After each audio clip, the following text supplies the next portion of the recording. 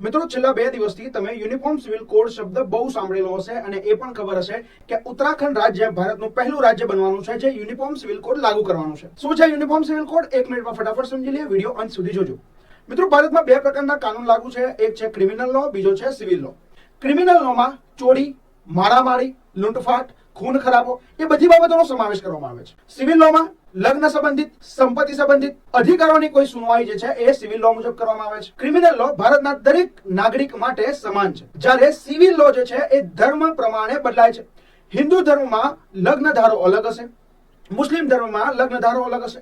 અલગ અલગ લગ્ન ધારા મુજબ અલગ અલગ સંપત્તિના અધિકારો મુજબ અલગ અલગ ધર્મની સુનવાઈ કરવામાં આવે છે સિવિલ લો મુજબ. યુનિફોર્મ સિવિલ કોડ આવ્યા બાદ આ બધા જ ધર્મને લગતા કાયદાઓ નાબૂદ થશે. એક કાયદો જે છે એ મિત્રો લાગુ થશે જે દરેક ધર્મના નાગરિકને લાગુ થશે. આને મિત્રો કહેવાય છે યુનિફોર્મ સિવિલ કોડ. માહિતી સારી લાગી?